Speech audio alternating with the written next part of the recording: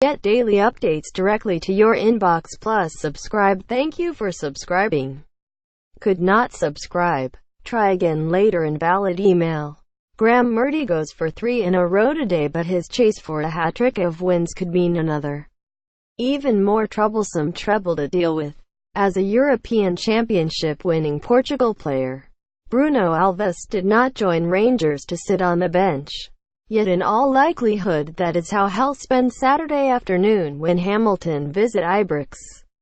If, as expected, Murty sticks to a central defensive pairing of Danny Wilson and young Ross McCrory, who served him well in the wins over Hearts and Partick Thistle, it would mean Alves sitting out his third game in a row.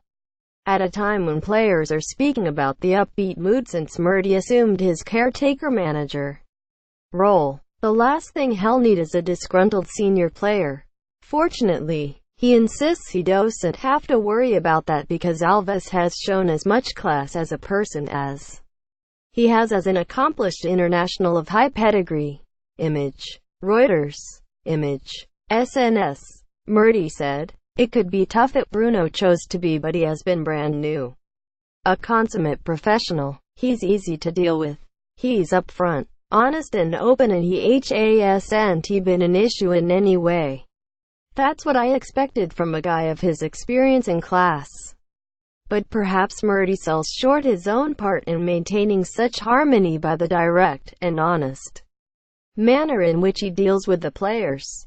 As a guy more accustomed to working with kids in the under-20s, it's natural he initially found it uncomfortable trying to impose his will on seasoned international stars, particularly during his first 6-game stint as caretaker last season following Mark Warburton's departure. But the longer he's in the role, the more confident he's becoming in his ability to handle the gig. And if he can rack up that third win on the bounce, a feat Tyshan never managed in his 7 months in charge, it will be further evidence the players have belief in his methods too. He said, "It would be an indication of the boys taking what they've done this week into the game. If they do that, work through our processes, play at the tempo we want to play at, the result will take care of itself. We can't get fixated on 3 in a row, 4 in a row, or 5 in a row.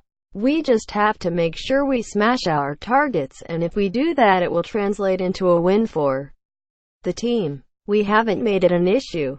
It's about focusing on our stuff and getting our part right. Let other people talk about runs. We are not looking at anything else. We need to do the basics right, which is what we've done, and it's brought us a little bit of success in recent weeks." Players are strange animals. They gain confidence from the strangest things. They are in a good place at the moment. They have done well in the last couple of weeks. They've had a nice break and they've trained really hard this week, so we go into this game well prepped. All of that means nothing though if we don't go out and perform. The last 2 games were great, but they are just an indication of what the squad is capable of. They are moving in the right direction, but they are not there yet. Today could be another good step in the right direction, but that's all it is. With no sign of movement on the managerial situation, there's every chance Murty will still be the man at the helm for Friday's trip to face Dundee at Dens Park. That is of course where he famously stood on his head on the touchline in a madcap moment of his first spell in charge. But this time you get the sense of a guy who isn't playing it for laughs anymore. The longer this goes on and the more Rangers keep winning, the more genuine a candidate Murty becomes, and he knows he's better equipped than ever to do the job. Image. SNS. He added, "I've learned lots. I've learned how to deal with international standard foreign players. I've learned to deal with personal relationships that weren't there before. I'm dealing with a director of football, which is new for me. And I'm trying to get over to a completely new group of players some simple ideas. I've found that the more you strip it back, simplicity and clarity are key, particularly when you might have a language barrier. Players like black and white. They don't like gray areas, so it's important to make things as simple and as clear as possible. Boosted by the good news that Graham Dorrans will not require surgery on the ankle problem that rules him out of today's clash with Axes, Murty will be happy to restore his midfield partner Ryan Jack to his natural position. Jack had a tough Scotland debut in last week's friendly against Holland, a pittory booed onto the pitch by the Aberdeen crowd, who used to cheer him as Don's captain and then asked to fill in at right back. Murty was thrilled, but not surprised, to see his player handle both tests impressively. Image. SNS Group. He added, "It was great for him. Ryan is in a good place and has been working hard and well with the squad. If anything, he should have more confidence and belief in himself and his ability from that experience. We think he's an international class player. He needs to believe that himself, that he can represent himself to that standard on a daily basis. It says a lot about his tactical acumen that he was asked to play right back.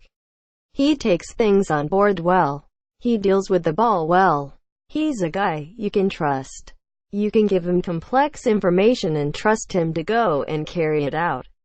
It's great to have someone like that in the squad." His reaction to the boos doesn't surprise us. He's a strong-willed guy. He's stood up to numerous challenges during his career, and that was another one he took in his stride.